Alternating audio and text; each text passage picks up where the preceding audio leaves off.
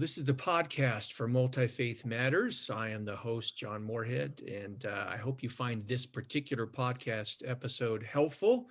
And I would encourage you to go and visit our library of podcasts that you can find at Spotify and Apple Podcasts and wherever you do your podcast listening. This is also available in video form, and you can find that on our YouTube page.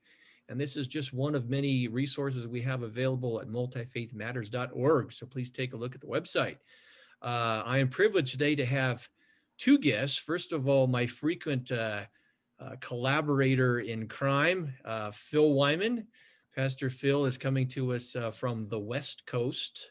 That soon, with another earthquake, will fall and drift away into the Pacific Ocean. And no. The rest of the continent is going to fall off and drift away. I didn't know how that was. California will be left. Phil is been pastor of the Gathering in Salem, Massachusetts, and has been active in festival gatherings and Burning Man. And if you have seen Phil's work in the past, he is a colorful guy. And he also has a Pentecostal background, which will be an important element to bring into our conversation today. So welcome, Phil. Hey, this is going to be so fun. And Phil and I are privileged today to have as a conversation partner S. Jonathan O'Donnell, and he is the author of a new book called Passing Orders. The subtitle is Demonology and Sovereignty in American Spiritual Warfare. And Jonathan is a postdoctoral fellow in American Studies at University College Dublin. So while Phil and I are coming from America in the morning, we've got Jonathan coming from Ireland. Jonathan, welcome to the podcast. Happy to be here. Thank you. The topic today is we're going to be looking at something fascinating in American politics and pop culture and religion as all of that comes together.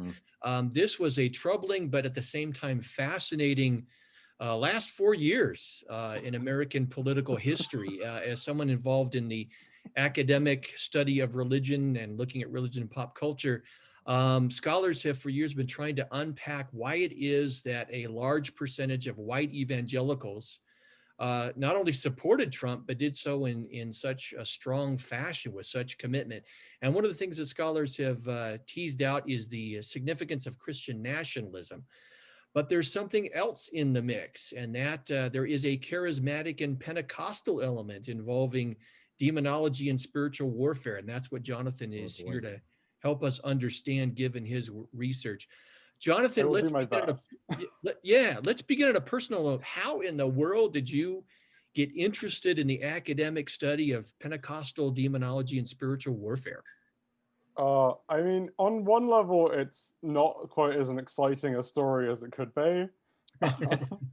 So I originally started doing my doctoral research around apocalypticism during the Bush years of the War on Terror, essentially. And as I was doing a lot of research in that, and a lot had been written on it academically, I realized that one of the aspects that academics were not writing about was the presence of demonology within that particular setting. And so from there, I followed the demons, basically, and eventually realized that the place they were being substantially written about was in more Pentecostal and charismatic literature. That either wasn't getting academic attention, or if it was getting academic attention, it was other aspects of it that were being focused on.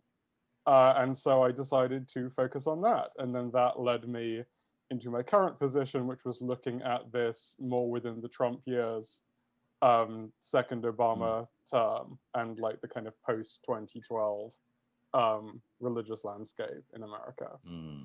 So are you saying you basically followed the smell of the sulfur, and that was kind of effectively, yeah. Like, where's the sulfur leading? Like at the moment, I want to know what interesting youth you had, that you had this apocalyptic demonic interest going on. My youth is actually incredibly boring. I was raised in a mostly irreligious but slightly conspiratorial family in the south of England. Wow. So the demon interest came way later and is not remotely connected to anything in my youth. So. Right. Hmm. Spicing up life as you go along. Yeah, what was it about the apocalyptic angle that interested you initially?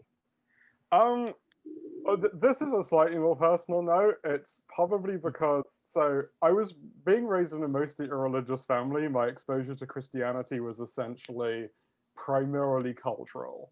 I did technically go to a Church of England junior school in the UK where we sang hymns during assembly. But even then, religion was a fairly minor part of my education. And then when I was about 15, I picked up the Bible and read the book of Revelation. Specifically, I didn't read anything else at the time in the Bible. I just decided to skip to the end and read the book of Revelation. And that probably had a significant impact on like my developing academic trajectory from that point onwards. Wow. You're captured right there. Well, what kind of critical lens do you bring to the subject matters you look at? What framework what's for your analysis there? I use a number of critical lenses to approach evangelical charismatic demonology. I use a combination of continental philosophy and critical race theory, decolonial criticism, a lot of pretty hardcore European and American critical theoretical frameworks that basically help me unpack the way that the demonologies that I'm analyzing interact with broader political formations and social formations within the United States. It helps me look at the way that they impact ideas about race, ideas about colonialism, specifically in the US settler colonialism, but also processes of empire more broadly, how they intersect with ideas of gender and sexuality, and of sort of multi-faith religions, and like the way that they interact with kind of the general pluralist multicultural dimensions of contemporary American life. So essentially what those critical lenses help me look at is the way that demonology acts, not so much simply as a belief system, but how it interacts with society and with politics in the US and with other kind of central critical topics of contemporary life. Sometimes I don't think evangelicals, probably Pentecostals either, are very good at self-critical reflection. So we're trying to create space for that. And when it comes to some of these critical lenses, they may bristle at it. Phil, this is something for feedback for you. Why would you, as a Pentecostal, be open to these kinds of critical lenses that help us kind of shine a different perspective and light on a topic like this? I mean, I think... yeah. Go ahead, both of you, yeah. Phil, do you want to jump in? Yeah, so I don't know how good a example of an insider I am, because I wasn't brought up within Pentecostal charismatic circles. Came to it as an adult and then began pastoring in those circles, and always had an outsider's perspective. I've also been of the opinion that any given group needs to be self-critical. That's the only way we become self-healing organizations, right? Is by being self-critical. We have a lot to learn from the Jewish community, who, the best Jewish jokes are from Jewish people, right? well, why aren't the best Pentecostal jokes from Pentecostals? They're not. And so I've always had this kind of black sheep approach to viewing my own faith. And so people will often think that I must not be one of you anymore because I critique you, right? Uh, but there is, I believe, and part of this is an American thing where a corporation is actually a person, right? And so we have to defend that corporation against the individuals that appear to attack it, whether, the terminology within the United States, it's our foes, foreign and domestic, right? Our enemies, both foreign and domestic, that we defend our nation against. And sometimes when we perceive the other as being this enemy, we then attack those who we ought to be serving and loving, right? So, I think that's to a great degree part of the problem. What are your thoughts, Jonathan? What would your case be? Why should a Pentecostal or an evangelical be open to these critical lenses?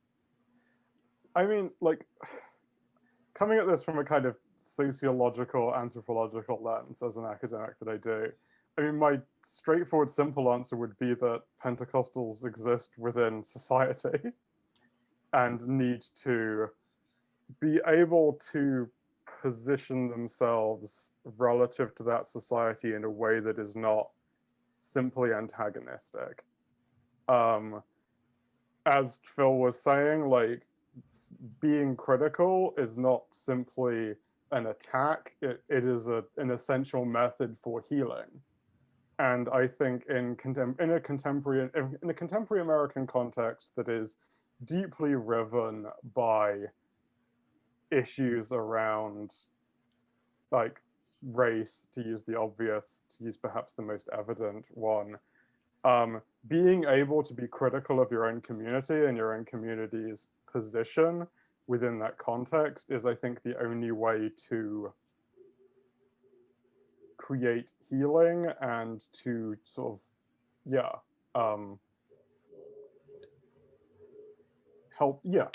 promote healing and promote the kind of furthering of your community, like, within that context. I think especially in a contemporary America that is, like, multi-faith and multicultural, there needs to be a way for Pentecostals and charismatics to engage with communities of other cultures and other faiths in a way that is not antagonistic. And that is going to both require critical awareness, like, of those communities, but also critical awareness of themselves as a community and of the ways that they may perhaps fall short of their stated desires or goals. Yeah, I think in the early post-Trump days here, evangelicals and Pentecostals are going to be particularly tender and defensive. But the hope is that as time goes by, if for no other reason, to rebuild the reputation and credibility in American culture, my hope is that they will be open to more self-critical reflection, and hopefully conversations and perspectives like this can be helpful in the analysis. I certainly find it helpful and valuable. I know Phil does, and some of our colleagues. Let's talk about the kinds of constructs that Pentecostals bring to their understanding of demonology and how this plays out in politics and how it did during the Trump era. The assumption would be that this is just a theological and biblical thing, but it's a little more complex than that. So what kind of constructs are involved? So, I mean, one of the kind of key things they talk about in the book, and I think one of the key things to think about regarding religion broadly, is religion is not ever just belief. Religion exists in the world. It shapes communities. It shapes those communities' relationship to other communities and to kind of society more broadly. In the case of demonology, demonology has a very long history in Christianity. Like, its existence within what we generally refer to now as the kind of Pentecostal and charismatic community, like, arguably goes back to the early years of the 20th century, such as in 1906 as a street revival.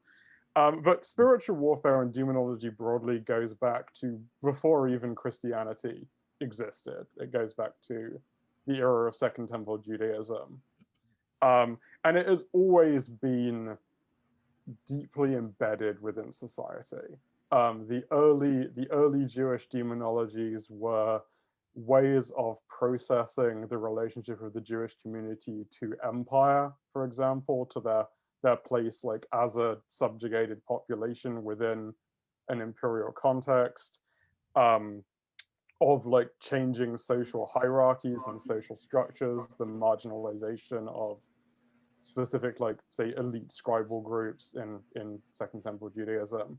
And I think that long history of the way that conceptions of the demonic have always interacted and in some sense been not dependent, but like co-evil with or co-constitutive with broader societal contexts, is important to bring to bear in the contemporary environment in which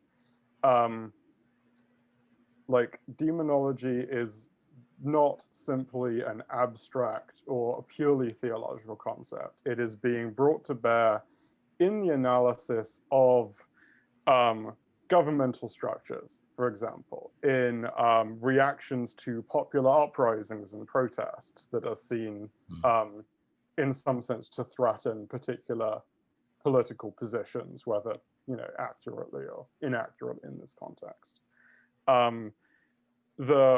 Some of the most evident ones during the Trump presidency were, on the one hand, the conception of certain mechanisms of the US government as demonically influenced, specifically in their opposition to Trump.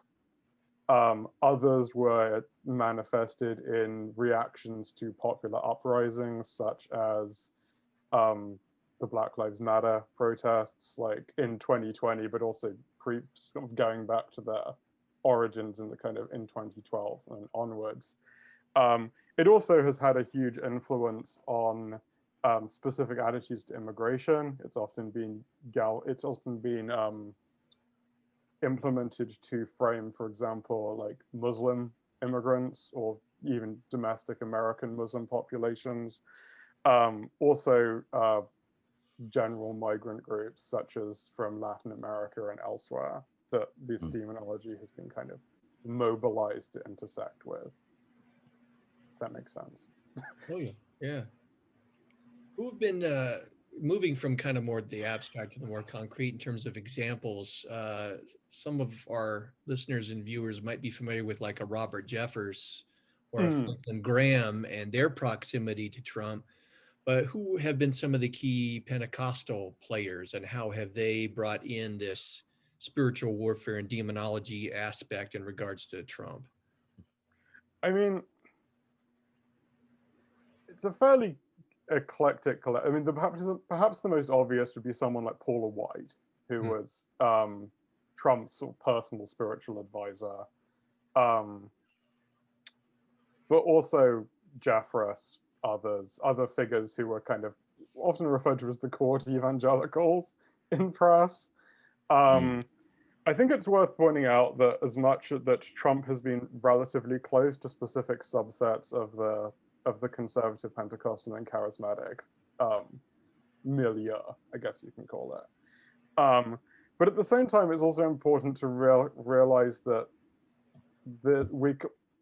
Pentecostal and charismatic movements and spiritual warfare specifically over the last 30 years has moved broadly into a kind of non or post-denominational framework specifically, in which while you do get groups affiliated with certain churches and certain individuals, you're more likely to operate within these broader, more loosely affiliated networks of individuals where ideas and experiences will be kind of shared across the internet, through missionary work, through grassroots activism, in a way that is like connected to, I guess, the court evangelicals as they're termed, but also exists in a much more broader context. Right. Like the New Apostolic Reformation has got its whole circle of people with their capital P prophets. And figures from that, such as like Cindy Jacobs, for example, was very Lance very Wallnau. supportive of Trump. Lance Wallnau. These are all figures who are. Yeah, these are all figures who were very overtly supportive of Trump and overtly positioning him as a kind of agent of divine will and divine power, like on Earth, but specifically on America, I think. Right. Now in your book, you frame three particular demonic entities / frameworks. You got your Jezebel, your Leviathan, and then was it the Antichrist, right? Yeah. And when you were listening through this 5+ years of prophetic information, of course, we know that if we look back to the history of it, it kind of tags back to somebody who's no longer with us, the South African prophet with the initial Reinhard trumpet Bonnke? shall be a trumpet. What's that? Reinhard Bonnke, is that who you're? No. Oh, I can't remember. I know who you mean, but I can't remember the name. Yeah, and it'll come to me somewhere here. I was just watching some of his stuff last night, looking back on it. But we have these prophets, your Lance Wallnows, your Jeremiah Johnsons, and they're utilizing a framework of spiritual warfare in their prophecies, things they're seeing in their dreams. What jumped out at you particularly in reference to, whether that Jezebel, that Antichrist, the Leviathan, that you saw repeatedly used as like opposition terminology against Trump and redeeming America? Yeah. I mean, there's I guess kind of a number of factors there. So specifically regarding kind of specific demonic figures, like Leviathan specifically has gained a lot of traction within the Trump era. Probably because Leviathan is very, very, due to the history of the figure and the history of the term, has become very associated with ideas of the state, ideas of kind of illegitimate state power and state rule, which I think made that figure very conducive to conceptualizing figures like the deep state, for example, or like the broader idea of Trump as against a kind of existent like bureaucratic structures within America. This is the way that Lance Wallnow used it, for example, and used the figure like more broadly to conceptualize ideas of institutions and ideas of Trump like as against specific institutions. One of the things that I do talk about in the book that was something that was different from the way that previous scholars had talked about the way that demons exist within sort of evangelical culture, was the way that specific demonic figures were used specifically in reference to particular groups or particular ideas of power or particular idea of or group formations. Jezebel, for example, while certainly ubiquitous within the works of some figures, was often used more specifically to talk about ideas about gender, ideas about sexuality, sometimes ideas of globalization as well. Whereas Leviathan was very specifically like often tied to institutions, to institutional structures. The Antichrist was broader, which is why the book focuses specifically on the Antichrist in the context of demonologies of Islam. I could have also conceptualized that chapter as being about Baal as a figure, because of the intersections there. But yeah, so. Yeah, I was captured with the some of your thoughts about the Jezebel figure. My I'm quite a bit of experience with some of the people you mentioned, like John Paul Jackson specifically. I knew well. Oh wow! And he wrote his book about Jezebel. It's an interesting framing because here you have this Queen of Israel who then becomes a model once you get to the Book of Revelation. That you you first read. The name appears again. and it has both a sexual but also a power context. And I find regularly that if you do disagree with somebody in Pentecostal circles, all of a sudden you have a Jezebel spirit, right? And they want to cast it out of you. How does that broad spectrum of sexuality to power struggles connect through that figure? How does that connect within this quote Jezebel spirit and our preoccupation with it? Yeah, I mean the template for the spirit of Jezebel comes from the biblical character, like the queen, and Jezebel within the Bible is kind of framed through, I guess, like three conceptions of otherness. She is a woman, she is a foreigner, and she is a pagan, essentially, which is specifically she's Canaanite or Phoenician in this context. And so, like, she marries King Ahab, and the story goes that she kind of leads Ahab into idolatry, specifically to the worship of Baal and Ashtaroth, I believe, like the Canaanite Phoenician deities. But what you generally get is this joint conception of this sort of foreign pagan woman who comes to Israel from outside and kind of corrupts the proper order of kingship, essentially. That is then like later restored through her kind of her famous overthrow and her defenestration, to use the technical term for being thrown out of a window. Right. But like this kind of particular kind of threefold conception of that ties kind of gender to idolatry to foreign influence is the pattern that gets taken up in both kind of more concrete and more abstract ways in contemporary Pentecostal and charismatic demonology. On a kind of, I guess, more structural level, you have the association that she often has with ideas of witchcraft and ideas of quote unquote foreign religions or like non-Christian religions, like introducing both witchcraft or like non-Christian religious practices, but also often like new forms of sexuality, which ties into a very common demonology that associates immigrants with as bringers of kind of deviant sexual forms, which is a very common trope, not just in America, but in Europe as well. But I think to the specific connotation of having a Jezebel spirit, like as related to disagreements, I think also comes from, in a more abstract way, from that conception of Jezebel as foreign, the idea that you are becoming positioned as an outsider. Like, to be accused of having a Jezebel spirit, like, implies that you are not in your proper place within the existing structure.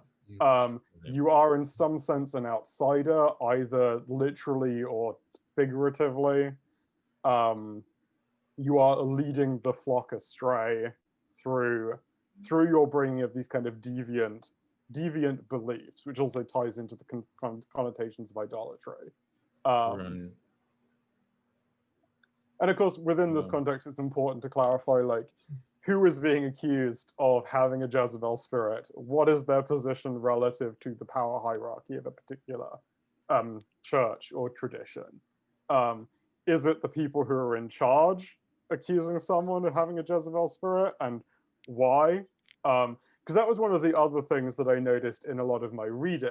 Because one of the main resources I used for this were spiritual warfare manuals.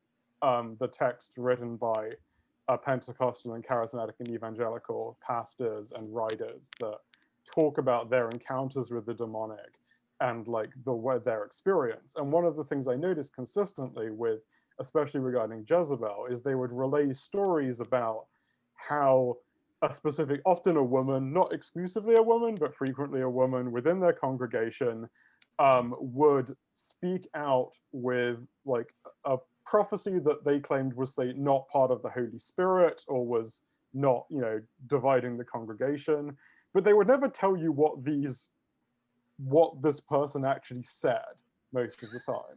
Like, there was no way of actually judging like the actual content of the message that was apparently so divisive or so like threatening or unholy within this context. Right.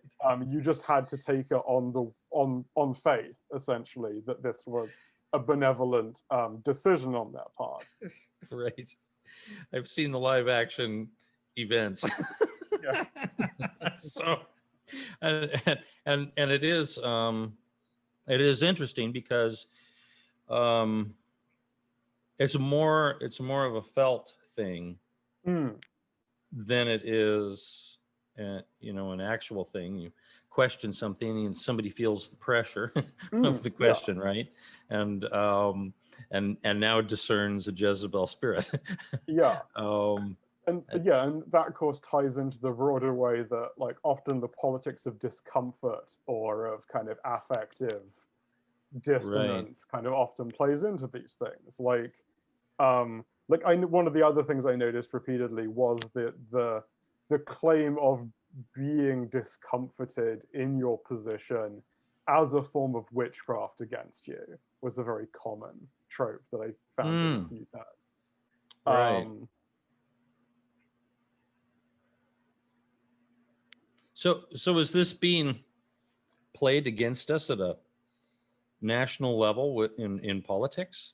And when I say us, speaking of like Pentecostal, evangelical, the broader framework of this in family of faith. Was it in national politics? Was that discomfort of becoming demonic? Was that somehow, were we played by somebody using that against us? I mean, I will have. I mean, whether you were played or not is something that I don't think I can answer. Wait. I will say that like discomfort is not, and this kind of ties back to my discussion about critical methodologies earlier. Like, discomfort is not always an attack. Like, let alone like a demonic attack. Right. Like there is like I think when you're being challenged, and especially when you're being challenged on something that is perhaps deeply felt, regardless of whether that belief or that feeling is correct, like there is a discomfort. Like you feel discomfort when you are challenged, and like having a critical methodology can help you reflect on that, can help you be like, oh, okay, where is this discomfort coming from? Like what is the cause of this discomfort? And I think a lot of us feel we like to feel safe. I mean, yeah, some people don't like to feel safe. They like to adrenaline chase and be out of that comfort zone. But I think a lot of people fundamentally like to feel guilty. safe and secure. And like I think that psychological and emotional impulse can negatively impact on the broader stage of politics when a particular message it makes you feel comfortable and makes you feel vindicated, whether or not it's true or whether or not it's accurate or not. I think we're seeing the fallout of some of that at the moment. In certain like environments. Yeah. Go ahead, John. How has this construct of demons and spiritual warfare been connected to contemporary politics, specifically over the last few years, and how similar or dissimilar is this from previous conceptions of demonology within Christian history? Yeah, so I guess the first part of that question. So I'd say that over the last few years, like probably that, I mean, there are numerous sides to this, but I'd say the big ones are the conception of the state and the conception of the other or the outsider.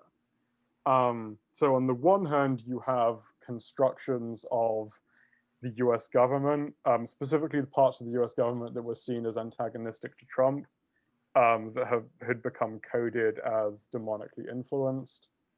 I'm talking specifically about the kind of arena of pro-Trump charismatic and evangelical literature here, like within like other forms of charismatic and evangelical literature, like the framing will be distinct, like different figures will be deployed and different things will be accused of demonological. But in terms of the kind of the main orientation of US politics and of US religion and politics and American political religion, you have the demonization of the institutions of the US state in opposition to a figure to Trump positioned as a kind of divinely chosen wrecking ball, as Lance Warnell kind of framed him. On the other hand, you have the application of the demonic to figures of the other, specifically often like the immigrant other, the Muslim other, especially the Muslim immigrant other. But like you'll see like the application, for example, to the southern border that is found either implicitly or explicitly within some charismatic and evangelical writings. Robert Jeffress being a kind of classic example there of equating the walls of paradise in the end at the end of time, the kind of post-apocalyptic world, to the wall that Trump wanted to build along the southern border. This conception of America as this sort of paradisiacal, like return to Eden that was being assailed from outside by demonic forces that were either explicitly or implicitly aligned with groups like the Honduran migrant caravan in 2018, immigrants more broadly. You often had the specter of the kind of image of the threatening Muslim outsider, often aligned with terrorism in this context. Like if we think back to the Honduran, the Latin American migrant caravan in 2018, you had a lot of discussion about how there were secretly Muslim fighters concealed in the migrant caravan, which was not true, but was a very prominent aspect of that idea. Also the idea that they were being funded by George Soros, which was very prominent, which ties into the broader way that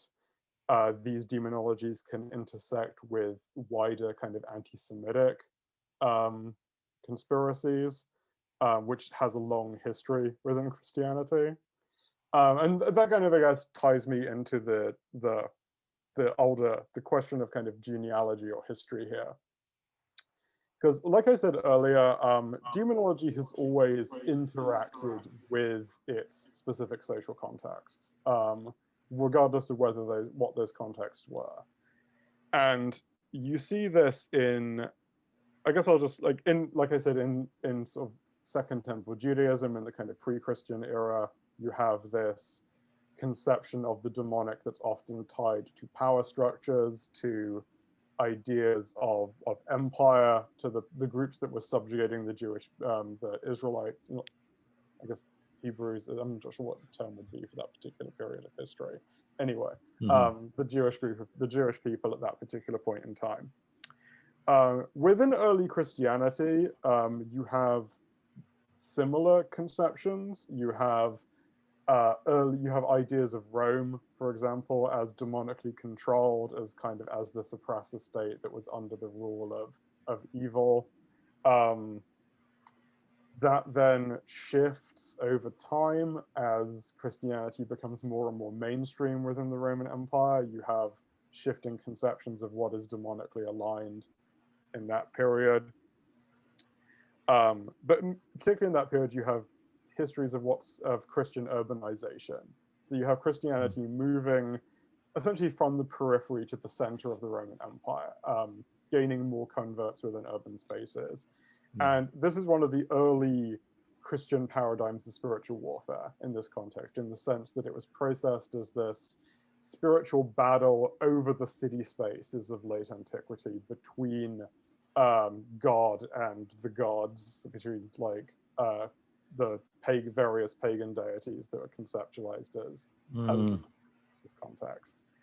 After that, you get a kind of lull in demonology for quite a long time. And this is one of the most interesting periods of Christian history, because there was a period of not quite 1,000 years, but the kind of period between the kind of Christianization of the Roman Empire and the early starts of the kind of heresies in the 12th century, where demonology wasn't really a major aspect of political culture, I guess you might call it, within Europe at the time.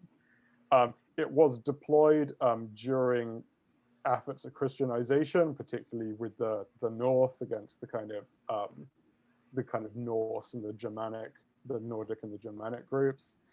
But often, if you look at like popular culture within that period, like demons are often framed as slightly farcical figures within this period. You saw them in like popular plays, for example, as like not quite joke figures, but not as threatening figures. And this stemmed from the idea that demons had been defeated by Christ on the cross. Like they were defeated forces, they had no power, they couldn't really impact the world. Yeah, interacting with them was probably not a sensible decision, but like ultimately you were only really going to damn yourself. It wasn't going to have broader social consequences. This started to change in the 12th and especially the 13th and the 14th centuries, probably partially in reaction to the Black Death and the widespread social changes that happened in Europe at the time, which led to kind of widespread civil unrest and the kind of gradual collapse of the feudal system. This is the period where you start to see like the return of demonology as a really concerted aspect of Christian theology, aspect of European Christian political culture, and particularly the idea of the demon as threat, like not just to the individual, but to the social order. And that led to, I guess, a number of consequences, but I guess like the most obvious would be something like the witch hunts. Led to the widespread persecution of Jewish groups, for example, and people who were accused of witchcraft. These groups were seen as kind of undermining Christian, sort of the Christian fabric of Europe at the time. Protestant heretics. Yeah. Well, that was the other interesting thing, because of course the Reformation, which like further fractured European Christendom at the time, you see this within both the Catholic and the Protestant groups. They were often not just accusing each other of being demonically influenced, but they were also accusing like themselves within their own groups of being demonically influenced, because there was this fear of the demonic as infiltrator, as like the kind of force that was subversively working within Christendom to kind of undermine it. Right. And I think that specific, and then as the witch hunts and that period kind of dies out, you have other shifts. You have this move within a lot of mainstream Christian denominations, like away from demonology as a kind of concerted aspect of theological analysis. It sticks around, but it becomes far less emphasized as time goes on. But I think that kind of early modern conception around the Reformation and the pre-Reformation period of the demonic as this kind of subversive infiltrator is incredibly important for analyzing the way that demonology is operating today, because there is this conception, particularly within America, of like demonic forces as infiltrating and undermining the Christian fabric of the United States, essentially. Whether that is in the form of the immigrant or the foreigner who is seen as carrying like new religious forms, new sexual practices, new cultural modes into the United States, or whether this in the context of ideas around, say, the deep state, for example, of the idea of the government as a kind of demonically influenced threat that is also working to undermine the sort of Christian nature of the nation within that context. We should probably note here that we're going to have to hold an exorcism because John has his familiar spirit, Oh. Yeah, if you're watching the video version of this, one of my cats, a black cat, heard the Black conversation on demonology, and he just had to be a part of the podcast. So he's on the back of my chair supervising here. So Sitting right behind your head, looking like Yeah, a little demon. the cat is definitely like bringing a vibe to the. that's right. It was an epic entrance. We're talking about demonology, and the black cat jumps on behind your head and stares at us. That's awesome. No, Jonathan, you mentioned demonology and demons being used in one way as an othering tool. I think along with that is the othering also includes dehumanization. Phil and I were a part of a grant process from the Louisville Institute where we researched the emotional, the affective dimension that evangelical Christians bring to these negative attitudes towards people in other religious traditions. And in particular, in this cultural moment, it has been Muslims. In our part of our research, one of the things we discovered was this dehumanization process. So Muhammad would be characterized as a demonically possessed pedophile. And it occurred to us that many times evangelicals use theology as a tool of dehumanization. Can you speak to how this demonological process involves oftentimes a dehumanization element to it? Yeah, I mean, this is kind of one of the key things that I talk about in the book is what I see as the kind of relationship between what I characterize as kind of demonology and demonization. Demonology being the set of theological and philosophical beliefs about the nature of the demonic realm, about whether demons exist, how they act, what they are, and demonization as the I guess material, political, social practices of dehumanization, the way that certain groups are constructed as other, often violently so, and the interaction between this circuit.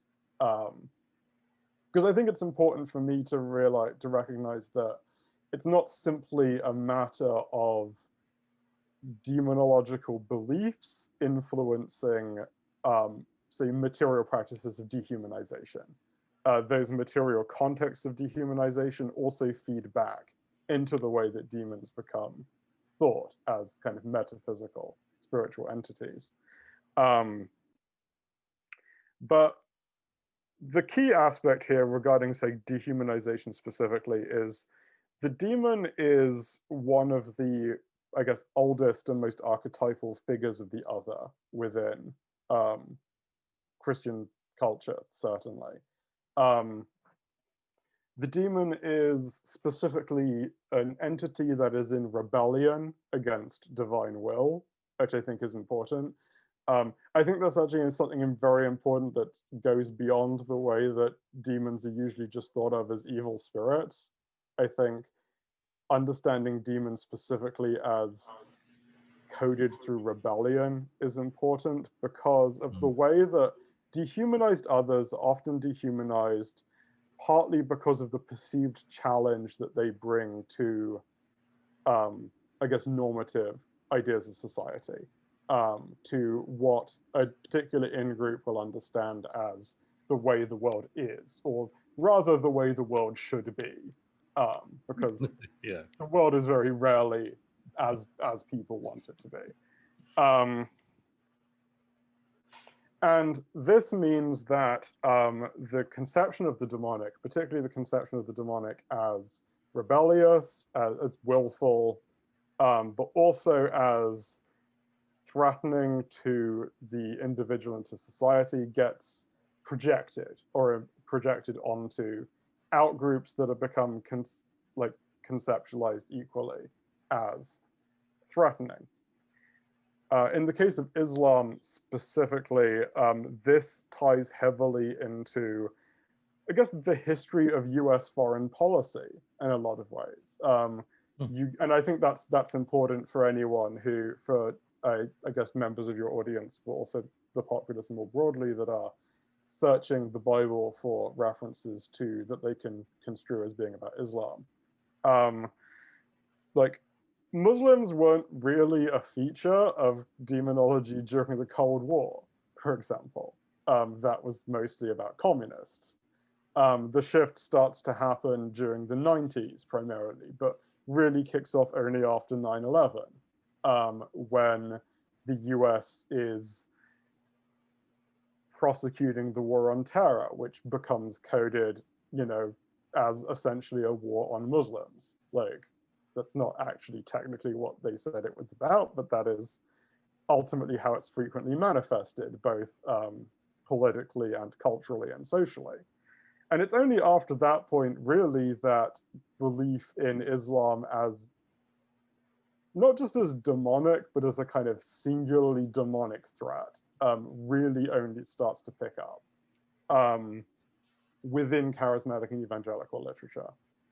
And I think that's really important because of the way that you see this feedback loop between material dehumanization and demonology as a belief system or a practice, and the way that these form this self-perpetuating cycle, because the political practices of dehumanization, of the dehumanization of the other, then become the evidence and the justification that is deployed for reconceptualizing the demonic, which is then reapplied as a justifying lens onto these outgroups, like onto these groups that have become othered, in a way that becomes effectively self-perpetuating until something happens in the political moment, the political system.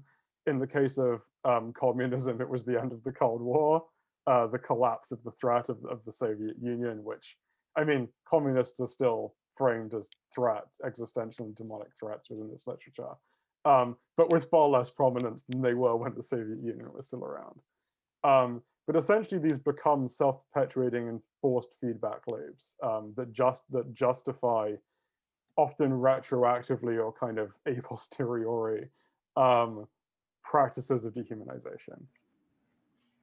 So I'm wondering if you're. I wonder this. This is something I'm wondering. I'm wondering if something you see, if the demonization, the whole demonology framework has been moved from solely a religious framework to becoming a secular framework, and as well, and not just in religious people looking at these issues through demonology, but like the rise of Q. I mean, I would and is there maybe a movement that's going to happen right now away from like Islam being demonized to white supremacy being demonized from like a secular perspective? You know what I'm saying? I mean, and when I say demonized, I just mean using that framework. I don't really think that's the case, because, like, right? I mean, like, I see the process of demonology as primarily about power a lot of the time in my work. And white supremacy is, I mean, from my perspective, the power in the US. Right. I agree. In which case, like, I mean, while you could argue that it's been maybe demonized, like, I think the power relation is very distinct there. And maybe it should be. Yeah. And I mean, like, however, like, with regards to your point about the sort of intersection of demonization with the secular more broadly, I mean, this is part of, I guess, my academic training, but, like, it's important to recognize that Western secularity grows in significant part out of Protestant Christianity, in the history of Protestant Christianity. And I think as a result of that, it basically inherits the structures of Christian demonology, more or less secularized in places, more theological in others. I think if you look, for example, at the history of anti-Semitism and like anti-Semitism's deployment within not simply by religious figures, but more broadly within kind of Western society, it is very easy to trace the influence and the history of that form of Christian demonology that was developed in early modernity within the structures of anti-Semitism. Yeah, like altered somewhat, like becoming more framed through the question of race rather than the question of religion frequently. But Right. you still have the ideas of rebellion, you have the ideas of infiltration, you have the ideas of willful deviance, of the idea of the threat to the kind of downfall of normative society. You have a lot of these tropes, and you have ideas of what I refer to in the book as kind of ontological negation or ontological absence, the idea that one of the features of Christian demonology historically is the idea that demons don't have legitimate substance. They are, and that's partly due to the history of Christianity's development in relationship to late antiquity. The idea that God is both the height of goodness and the height of being, and therefore Right. entities that are in rebellion against God do not simply forfeit goodness, but forfeit like being. Like there's something, they are a kind of absence in the world. Right. But this is actually very directly correlated within anti-Semitic conspiracies, where specifically, if you look at them, like Jewish people are demonized specifically for like not having racial consciousness, for example, within within white supremacist ontologies. They're seen as essentially absent of being in the same way that demons are within Christian theology, in a way that like has a very direct historical lineage there that it's drawing on. I can't help but wonder if the whole demonology framework that Pentecostals have been playing pretty hard for the last 5 years, right? I mean, I wouldn't say it was just 5 years, but like, what's that? I wouldn't say it was just 5 years.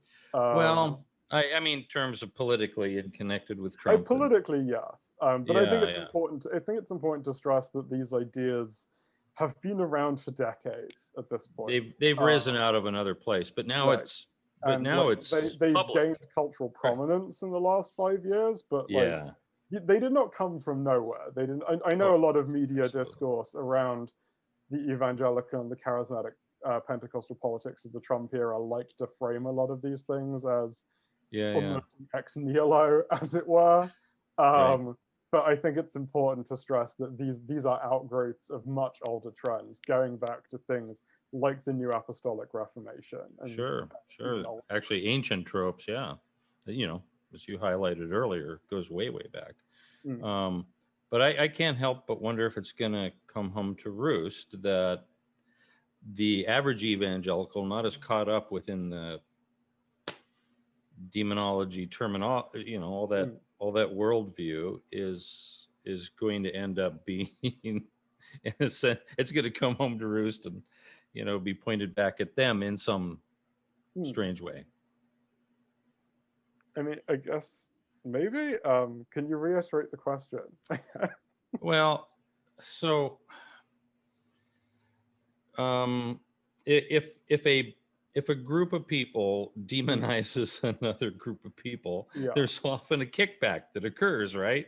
Now the others are demonizing back, and they're othering in some way, right? That quickly occurs, and there are going to be a number of evangelicals who haven't been caught up in all of this demonological terminology. Are they going to be now? Is it going to come home to roost, and are we going to find evangelicals generally othered in a greater way? I mean, I mean, no, because I think, I mean, okay, so I guess this is probably going to come off kind of controversially with your audience. I mean, I'm probably guessing a lot of this will, but like, evangelicals derive a lot of their way of being in the world with the conception of not like of persecution, but of a certain being of otherness in the world. The idea of being alien, of being a stranger, like within within secular society. But the reality is that American society is deeply structured around specifically evangelical forms of Christianity, going back to the early freedom of religion clauses, which were primarily developed to stop a singular denomination of evangelical Protestantism like gaining state ascendancy. Like we saw recently, even in the, I mean, we've just now gone through Biden's inauguration process. Like the I mean, although Biden is Catholic, like the theological language and the theological tropes that he deployed within his inauguration, deeply steeped within an American civil religion that is paradigmatically Christian.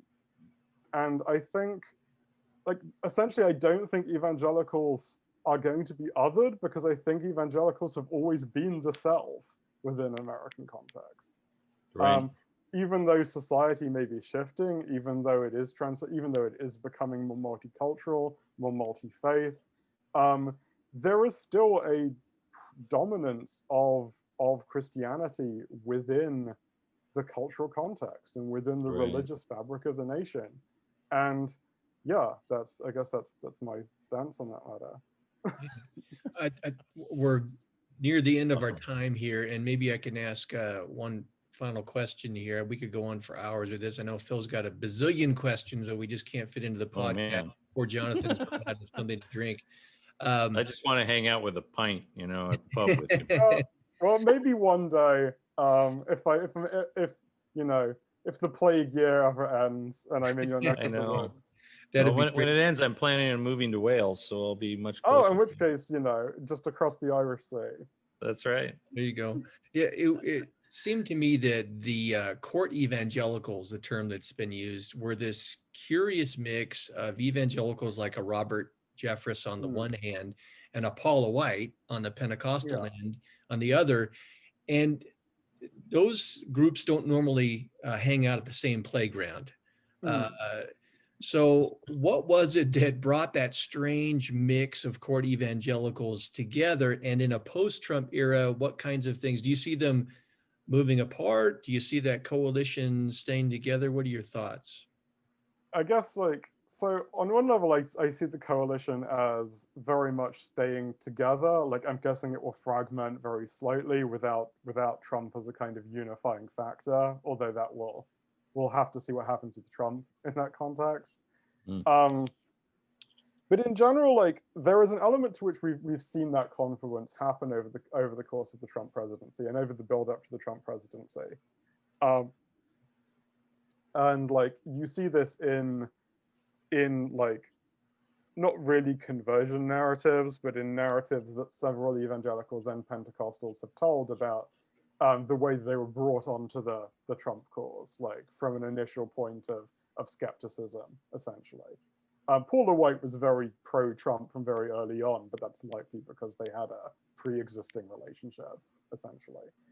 But it's interesting that you bring up Robert Jeffress, for example, because while Robert Jeffress is very much an evangelical rather than a Pentecostal, like, he still traffics within the language of spiritual warfare a lot of the time. Like, he draws heavily on what were previously understood as Pentecostal or charismatic tropes or beliefs or like forms of religious practice. And I think to an extent, like, while there is definitely separation that might be occurring at the institutional level, you know, the level of the denominational level, on the ground, there has often been much more fluidity between what we think of as evangelical and what we think of as Pentecostal or charismatic, going back probably before the New Apostolic Reformation, but especially like after it, like through the 1990s, with the rise of what Brad Christensen and Richard Flory have called independent network charismatics.